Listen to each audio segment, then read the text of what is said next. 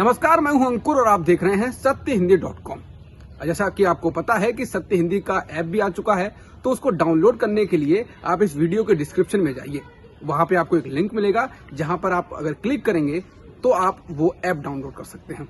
अब एक नजर डाल लेते हैं अब तक की खबरों पर। आज प्रधानमंत्री मोदी अलीगढ़ मुस्लिम यूनिवर्सिटी के शताब्दी समारोह में वीडियो कॉन्फ्रेंसिंग के जरिए शामिल हुए। इस दौरान उन्होंने कार्यक्रम को संबोधित करते हुए कहा कि एएमयू कैंपस मिनी इंडिया लगता है। उन्होंने कहा कि मुझे बहुत से लोग बोलते हैं कि एएमयू कैंपस अपने आप में एक शहर की तरह है। उनके विभाग, दर्जनों हॉस्टल, हजारों टीचर, छात्रों के बीच एक मिनी इंडिया नजर आता है। यहाँ एक तरफ उर्दू पढ़ाई जाती है तो हिंदी भी, अरबी पढ़ाई जाती है तो संस्कृति की शिक्षा भी दी जाती है।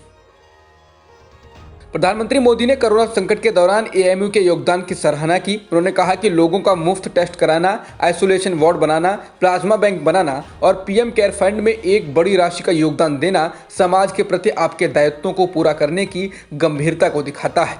कार्यक्रम में शिक्षा मंत्री रमेश पोखरियाल निशंक और एएमयू के कुलपति सैयदना मुफद्दल सैफुद्दीन भी मौजूद रहे। पीएम मोदी ने कहा कि एएमयू ने पिछले 100 सालों में दुनिया के दूसरे देशों से भारत के रिश्तों को मजबूत करने में भूमिका निभाई है। पीएम ने कहा कि विभिन्न भाषाओं और इस्लामी साहित्य पर एएमयू में किए गए शोध ने इस्लामी दुनिया के साथ भारत के सांस्कृतिक संबंधों को नई ऊर्जा दी है। केंद्रीय कृषि मंत्री नरेंद्र सिंह तोमर ने मंगलवार को किसान आंदोलन को लेकर कहा कि 2 दिन पहले कृषि मंत्रालय की तरफ से किसान संगठनों को पत्र भेज दिया गया था। सरकार खुले मन से किसान संगठनों से बात करना चाहती है। अगर किसान बात करना चाहते हैं तो एक तारीख तय करके बताएं, हम बातचीत के लिए तैयार हैं। किसान नेताओं का कहना है कि वह हमेशा बातचीत के लिए तैयार हैं, लेकिन दावा किया है कि वार्ता के लिए अगले तारीख के संबंध में केंद्र के पत्र में कुछ भी नया नहीं है। भारतीय किसान यूनियन नेता राकेश टिकैत ने कहा कि सरकार ने अपने पत्र में उल्लेख किया है कि वह नए कृषि कानूनों में संशोधन के पूर्व के प्रस्ताव पर बात करना चाहती है और इस मुद्दे पर हमने उनके साथ पहले भी बातचीत नहीं की थी। फिलहाल हम चर्चा कर रहे हैं कि सरकार के पत्र का किस तरह जवाब दिया जाए। सरकार के किसान संगठनों को एक बार फिर बातचीत के लिए आमंत्रित करने के एक दिन बाद किसान संगठनों ने कहा है कि सरकार उनका समय बर्बाद कर रही है। किसान संगठनों का कहना है कि मंगलवार को वो सरकार के प्रस्ताव पर चर्चा करेंगे और इस बात पर फैसला लेंगे कि उन्हें सरकार को क्या जवाब देना है। कृषि मंत्रालय की चिट्ठी लेने वाले क्रांतिकारी किसान यूनियन के डॉक्टर दर्शन पाल ने कहा कि सरकार काम में गंभीर नहीं है। कृषि मंत्रालय ने कहा कि 25 दिसंबर को क्रिसमस डे के मौके पर प्रधानमंत्री मोदी किसान डायरेक्ट कैश ट्रांसफर योजना के तहत किसानों के लिए अगली किस्त रिलीज करेंगे और साथ ही खेती से मुद्दों पर कुछ किसानों से बात करेंगे। किसानों के खातों में कैश ट्रांसफर करने की योजना के तहत साल 2019 में पहली किस्त रिलीज की गई थी, लेकिन इस बार सरकार किसानों को कैश ऐसे वक्त देने जा रही है जब राजधानी दिल्ली में हजारों की संख्या में किसान कृषि कानूनों का विरोध कर रहे हैं। अमेरिका के राष्ट्रपति डोनाल्ड ट्रंप ने सोमवार को भारत के प्रधानमंत्री मोदी को प्रतिष्ठित लीजन ऑफ मेरिट पुरस्कार से नवाजा है। प्रधानमंत्री मोदी को यह सम्मान भारत और अमेरिका की रणनीतिक साझेदारी को बढ़ाने में उनके नेतृत्व और भारत को एक वैश्विक शक्ति के रूप में उभारने के लिए दिया गया है। अमेरिका में भारतीय राजदूत तरनजीत सिंह संधू ने पीएम मोदी की ओर से यह पुरस्कार स्वीकार किया। वहीं राष्ट्रपति ट्रंप ने ऑस्ट्रेलिया पीएम स्कॉट मॉरिसन और जापान के पूर्व प्रधानमंत्री शिंजो आबे को भी लीजन ऑफ मेरिट अवार्ड दिया है।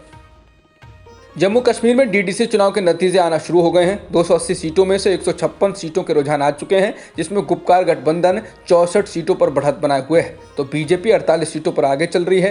कांग्रेस के 19 प्रत्याशी आगे हैं, जबकि एक को जीत मिल चुकी है। इनके अलावा जम्मू कश्मीर अपनी पार्टी 1 सीट जीत चुकी है और 4 पर आगे चल रही है और अन्य 33 सीटों पर आगे हैं, 6 सीटों पर जीत चुके हैं। जम्मू कश्मीर डीडीसी चुनाव की मतगणना से एक दिन पहले सोमवार को अधिकारियों ने कम से कम 20 राजनीतिक नेताओं को हिरासत में ले लिया। इसमें पीपुल्स डेमोक्रेटिक पार्टी यानी पीडीपी के भी 3 वरिष्ठ पदाधिकारी शामिल हैं।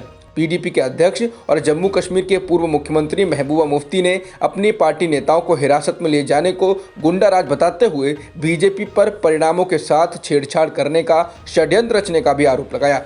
अधिकारियों ने बताया कि प्रशासन ने 20 नेताओं को एहतियात के तौर पर दिन में हिरासत में लिया है। महाराष्ट्र के मुंबई में कोरोना नियमों का उल्लंघन करते हुए पार्टी कर रहे कई लोगों पर कार्रवाई हुई है। मुंबई के एक क्लब में पार्टी कर रहे करीब 34 लोगों को गिरफ्तार किया गया है। बताया जा रहा है कि इन लोगों में कई सेलिब्रिटी भी शामिल हैं।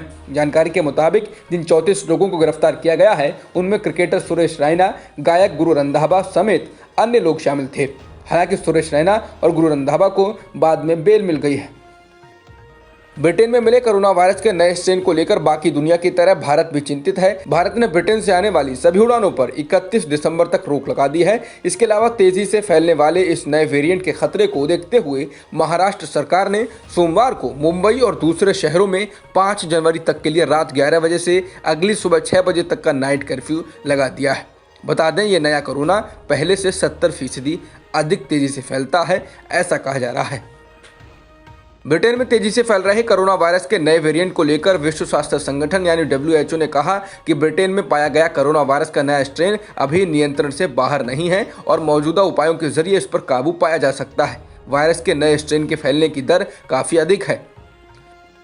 भारत में जुलाई के बाद पहली बार कोरोना के एक दिन में सबसे कम मामले सामने आए हैं। स्वास्थ्य मंत्रालय द्वारा जारी ताजा आंकड़ों के अनुसार देश में पिछले 24 घंटों में 19,556 नए मामले सामने आए, जिसके बाद देश में कुल संक्रमितों का आंकड़ा 1,75,00,000 के पार हो गया है और मृतकों की संख्या भी बढ़कर 1,46,000 के पार हो गई है।